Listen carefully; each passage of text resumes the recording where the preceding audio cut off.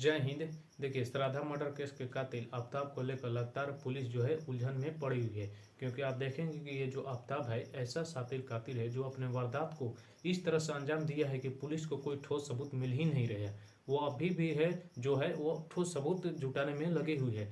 ये अलग बात है कि ये जो आफ्ताब है ये बात कबूल कर चुका है, हत्या वाली बात पूरी तरह से कबूल चुका है कि हम जो है हत्या की है। लेकिन क्या होगा जब ये कोर्ट में जाकर अपनी बात को पलट देगा, तो केस पूरी तरह से डेड हो जाएगा, क्योंकि कोर्ट कहता है कि हमें सबूत चाहिए, बिना सबूत के तो कोई भी कोर्ट चलता नहीं है। तो चलिए इस वीडियो में हम समझते हैं कि क्या होता है नार्को टेस्ट, के नार्को टेस्ट के जरिए आफ्ताब अपने सारे सच को उगल पाएगा, और इस नार्को टेस्ट पर सुप्रीम कोर्ट का क्या कानून है, और इस नार्को टेस्ट के क्या लाभ है, क्या इसकी हानियाँ है, और इससे क्या इसकी सीमा है। तो इन सब बातों को पूरी डिटेल से इस वीडियो में समझते हैं। तो देखिए, सबसे पहले हम जानते हैं पुलिस का उलझन तथा सुप्रीम कोर्ट। देखिए, जब पुलिस इस कातिल को पकड़ी तो उसी समय से इससे पूछी ताछी पूरी तरह से, लेकिन ये अपने जवाब तक कोई ऐसा नहीं जवाब दिया कि पुलिस को पूरी तरह से ठोस सबूत मिल चुके। बस ये कहा कि हमने हत्या की है, लेकिन हत्या से तो काम चलने वाला नहीं है, क्योंकि कोर्ट वहाँ पर है, वो मांगेगा सबूत। तो देखिए, ये जो सातिर है जितना ही खौफनाक मर्डरर है, उसका दिमाग भी उतना ही उलझी हुई है, क्योंकि इसका दिमाग पूरी तरह से पूछा गया तो ये कोई भी ऐसा जवाब ही नहीं दे रहा है कि जो पुलिस को ठोस सबूत मिल पाए। जब इसे कोर्ट में हम लेके जाएंगे तो कोर्ट भी ऐसे सातिर कातिल को छोड़ने के लिए मजबूर हो जाएगी, क्योंकि वो कहेगी कि हमें सबूत चाहिए, इसमें कोर्ट का कोई दोष नहीं है। क्योंकि आप देखें कानून भी कहता है कि हम अंधा है, हमें जो दिखाएगा वही हम मानते हैं। क्योंकि आप चित्र भी देखे होंगे कि आंखों पर काली पट्टी बंधा होता है, एक हाथ में तलवार और एक हाथ में तराजू। अब देखिए, ये जो तराजू होता है वो कहता है कि जिस तराजू में ज़्यादा जुर्म होगा उसको हम कर देंगे। क्योंकि किसी भी केस में दो पक्ष के वकील होते हैं, एक पक्ष का एक विपक्ष का। जो वकील साबित कर देगा कि ये जो केस है, इस केस में इसने इतना जुर्म किया है, तो ये कोर्ट उस तराजू को कर देगी और उसे पूरी तरह से सजा सुना देगी। लेकिन इस आफ्ताब वाला केस में तो कोई जुर्म पते नहीं चल रहा है, जुर्म पता है लेकिन कोई सबूत नहीं मिल पा रहा है, जिसके कारण इस तराजू को पूरा किया जाए, ताकि जो भी कोर्ट है इसको मारकर समझे गिरा देगा और उसे उचित सजा दे सके। तो आफ्ताब वाला केस पूरी तरह से अलग हुआ है, अभी तक कोई भी ठोस सबूत नहीं मिल पाया है। तो अब हम जानते हैं कि क्या होता है नार्को टेस्ट, और इस नार्को टेस्ट के जरिए क्या आफ्ताब जो है वो अपनी बातों को कबूल पाएगा, इसको हम जानते हैं अब।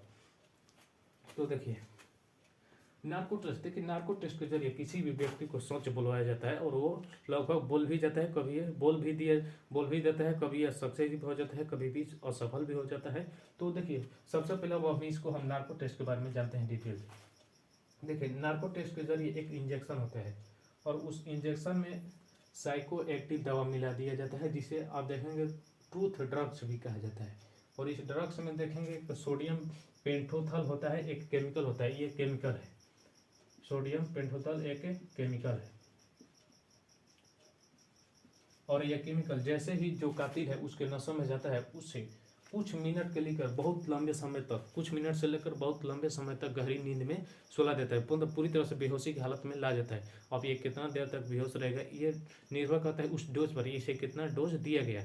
जब ये बेहोश हो जाता है तो पुनः इसे जगाया जाता है और इसे अर्ध बेहोशी की स्थिति में ला जाता है, और पूरी तरह से इसे सम्मोहित कर लिया जाता है। अब सम्मोहित हो गया तो पूछिए, जो भी बात है वो पूरी तरह से सच बताता है, लेकिन इसमें बहुत सारे हानियाँ भी है, और बहुत सारे इसका प्रयोग, इसका जो नार्को टेस्ट है इसका प्रयोग भी भारत में किया गया है, और कई देशों में भी किया गया है। कई लोग बहुत सारे सफल हो जाते हैं, लेकिन कुछ स्थिति में ये असफल भी हो जाती है। जैसे कि आप देखिए सेकेंड वर्ल्ड वार में इसका प्रयोग किया। जब सेकेंड वर्ल्ड वार में जो भी देश थे जो सैनिकों के अपने यहाँ कैदी बनाकर रखे हुए थे, जब उनको छोड़ा तो जो सैनिक थे, अब जेल है तो जेल में बहुत सारी यातनाएं मिली होगी। जब ये सैनिक बाहर निकले तो पूरी तरह से हिंसक होकर निकले, उनको इतने यातनाएं मानसिक रूप से प्रताड़ित किया गया था। तो अब ये जब बाहर निकले तो देखा कि ये बहुत हिंसक है, और कुछ ऐसे सैनिक थे जो कि अपने आत्महत्या करने जाए, बहुत सारे कर भी चुके थे। तो देखा गया कि इन सब से देखा गया कि ये आखिर क्यों करे, आखिर इनको जेल में कैसी यातनाएं दी गई होगी। तब उन लोगों ने इसका नार्को टेस्ट किया। जब नार्को टेस्ट किया तो पता चला कि इसको जेल में इस तरह से यातनाएं दी गई, और इस यातनाएं से उनको अच्छा इलाज किया गया। तो इस आप देख रहे हैं कि ये जो नार्को टेस्ट है यहाँ पर पूरी तरह से सफल हो गया, और इससे जानकारी भी मिल गई। और इनको इलाज भी अच्छी तरह से हो गया। इसको भी आफ्ताब को भी पूरी तरह से इलाज होगा। बस ये पूरी तरह जो भी सच बात है वो ये जानकारी देगा और इसको इलाज तक कोर्ट हमारा करेगी पूरी तरह से। इसका भी इलाज दम होगा। ऐसे को दम साजा मिलना बहुत ही जरूरी है। लेकिन अब देखिए इससे हानियाँ क्या है इसको भी हम जान लेते हैं, क्योंकि प्रत्येक पहलू के एक देखेंगे कि एक तरफ लाभ तो एक तरफ हानियाँ भी जरूर होती है। तो इसके भी हानियाँ हैं। देखिए आप देख रहे हैं कि ये देखने में जो नार्को टेस्ट है बहुत ही खतरनाक है, वास्तव में बहुत खतरनाक है। इससे आप देखेंगे पूरी तरह से जान खत्म हो सकती है, व्यक्ति की जान पूरी तरह से जान, या वह कोमा में जा सकता है, और यह भी हो सकता है वह जीवन भर के लिए अपाहिज हो जाए। और ऐसा स्थिति देखा भी गया है। जब अमेरिका के जेल में जब अमेरिका के जेल के जो कैदी थे उनके पूछा गया, सच पूछा गया, तो सच में पता चला कि जब ये नार्को टेस्ट किया गया तो उनकी डायरेक्ट मौत हुई। न ही वो अपाहिज हुए और न ही वो कोमा में, डायरेक्ट इनकी मौत हो गई। तो इस स्थिति में आप देख रहे हैं कि ये जो नार्को टेस्ट है यह पूरी तरह से समय खतरनाक भी साबित हो सकता है। अब देखिए किस स्थिति में इसका उपयोग हम नहीं कर सकते हैं, मतलब कि ऐसा कौन सी स्थिति है जिसमें हम नार्को टेस्ट नहीं कर सकते हैं। देखिए पहला, मनोवैज्ञानिक, जब किसी व्यक्ति की मनोवैज्ञानिक दशा अच्छी नहीं हो, तो जब समझिए जब उसका मनोवैज्ञानिक दशा भी अच्छा नहीं है तो उसको हम नार्को टेस्ट कर क्या करेंगे, इससे हमें कोई तो सबूत अच्छी तरह से मिलेगा मैं नहीं, तो ये मनोवैज्ञानिक दशा में इसका प्रयोग नहीं किया जाता है। अब देखिए कैंसर की स्थिति, जब उस व्यक्ति को कैंसर हुआ तो उस स्थिति में इसका प्रयोग नहीं किया जाता है। जब वो नाबालिग हो, देखिए कोई भी इस नाबालिग बच्चे पर इसका प्रयोग नहीं किया जाता है, क्योंकि वो खुद नाबालिग है। इसका नार्को टेस्ट का इस नाबालिग बच्चों पर हम क्या प्रयोग करेंगे, तो नाबालिग बच्चों पर भी इस तरह इसका रोक लगाया गया है। अब देखिए इस दौरान ये जो नार्को टेस्ट है ये एक लोगों के बस की बात नहीं, इसमें बहुत सारे लोग रहते हैं। देखिए एक डॉक्टर होता है सबसे पहले, और एक मेडिसिन एक्सपर्ट होता है, मेडिसिन का पूरी तरह से जानने वाला। एक साइकोलॉजिस्ट होता है, साइकोलॉजिस्ट, ये जो साइकोलॉजिस्ट है ये पूरी तरह से यहाँ पर इसको होना बहुत ही जरूरी है। साइकोलॉजिस्ट नहीं होगा तो पूरी तरह से काम ही बिगड़ जाएगा। समझिए नार्को टेस्ट पूरी तरह से असफल हो जाए, और जो पुलिस अधिकारी इसे कराना चाहता है वो पुलिस अधिकारी भी इसके समान होना चाहिए। अब देखिए इसका, लेकिन ये तो हो गया। अब इससे संबंधित ये बहुत ही खतरनाक है। आप देख रहे हैं व्यक्ति की मौत हो जा रही है, तो इससे पहले 2010 में सुप्रीम कोर्ट जो है ऐसे बातों पर फैसला अपना सुना चुका है। देखिए 2010 में जब सुप्रीम कोर्ट के 3 सदस्यीय बेंच जब 3 सदस्यीय बेंच बैठा तो उस समय आप देखेंगे जो चीफ जस्टिस थे वह के.जी. बालकृष्णन थे उस समय 2010 में। तो इन 3 बेंचों ने कहा कि जितने भी नार्को है, ब्रेन मैपिंग है और पॉलीग्राफी, इन तीनों का संबंध आप देखेंगे व्यक्ति के मानसिक दशा से संबंधित है। इससे व्यक्ति की मानसिक दशा बदल सकती है। तो इन तीनों को ये समझिए गैर कानून करार दिए। तीनों को कहा कि ये सही नहीं है, पूरी तरह से गैर कानून है, और इसे आपको जो भी व्यक्ति इसे करना चाहता है वो हम पहले अदालत से ही अनुमति ले। तो बिना अदालत अनुमति से आप ऐसा नहीं कर सकते हैं। तो इससे गैर कानून कोई भी अलग व्यक्ति इसका प्रयोग करता है तो वह माने नहीं, वो समझिए उसको दंड मिल जाएगा। और ये केवल अदालत से मतलब सलाह मांगकर ही इसका प्रयोग सकता है। पुलिस इसका सलाह लेकर करेगी। तो देखिए अब तो ये नार्को समझे, नार्को क्या हो, नार्को टेस्ट। अब देखिए ब्रेन मैपिंग क्या होती है, ब्रेन मैपिंग के जरिए क्या होते हैं।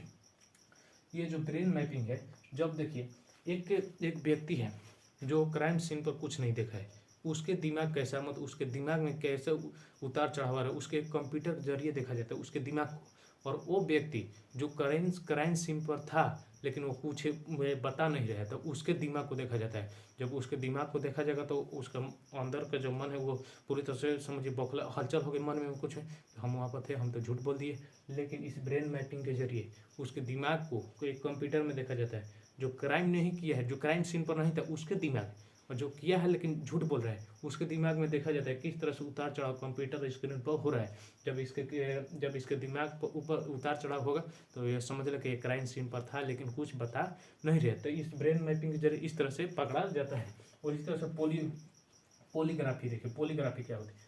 पॉलीग्राफी में आप देखेंगे कि जो भी शख्स है किसी विशेष मशीन की मदद से उसके जो धड़कन होती है, पल्स होती है, ब्लड प्रेशर और उसके सांस के आवाज़ों में बदलाव किया जाता है।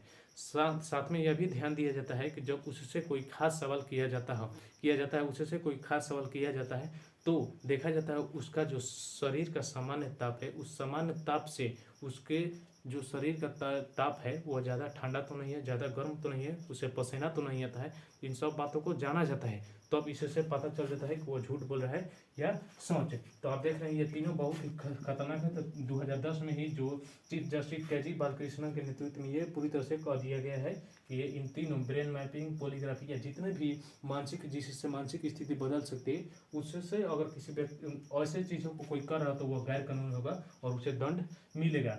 तो ये तो आप समझ गए पूरी कहानी। लेकिन नार्को जो टेस्ट है वो भारत में इससे पहले भी किया जा चुका है।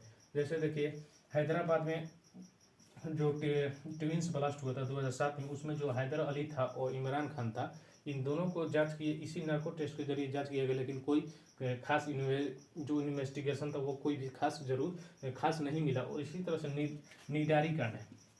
निडारी कांड में क्या था, दो लोग थे जो बहुत सारे कोई बच्चों को और युवतियों को मारकर उनके मांसों को खा गए थे। ये निडारी कांड में ऐसा हुआ था। जब उनको भी जांच किया था तो उनका भी कोई खास सबूत नहीं मिला, जिसके कारण ये कभी कभी असफल भी हो जाता है। यहाँ ये सफल हो गया। तो इस तरह से आप देख रहे हैं कि ये बहुत सारे असफल। और ये जो कातिल है, जो कातिल होता है, वो अपने झूठी बातों को झुठलाइए देता है। इससे कितना भी कोशिश करेगी वो सच बतेबे नहीं करेगा। तो ये रहा इसकी पूरी कहानी। अब यह वीडियो यहीं पर समाप्त होता है। जय हिंद।